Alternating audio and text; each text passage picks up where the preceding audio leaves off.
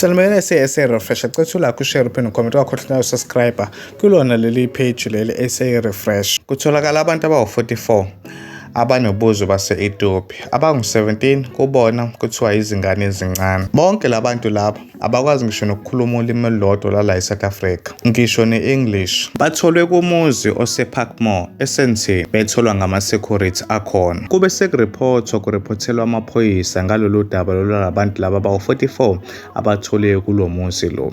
Amaphoyisa uma ngabe ecela omazisi kubona labantu laba abawu-44 abanabo, ngisho ney'ncwadi ezibagunyazayo ukuthi babe la eSouth Africa abanazo futhi. Kube sekuvulwa icala-ke abalibiza nge-illegal immigration. Umnikazi womuzi yena akatholakali. Ngicela nje ukunazisa abakulu be-SA Refresh mayelana-ke nemashi ezobe ikhona kusasa. Igcwele lento le kwinkundla zokuxhumana, bayisabalalisa abagqugquzeli bayo le mashi le. Kuthiwa izobe ngomhla ka-2 ongu-Friday loyo imashi-ke emelene ne-illegal immigration. Mesikhuluma nge-illegal immigration, ongazi sikhuluma ukuba khona kwabantu bokufika abala eSouth Africa ngokungekho emthethweni. Ngiyacela ukuthi ulike, ushare, uphinde ucomment, ungakhohlwa njalo ukusubscribe kuyona le channel yakho le SA Refresh.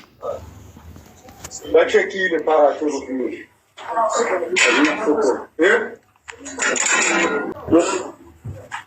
Kaya kusuku.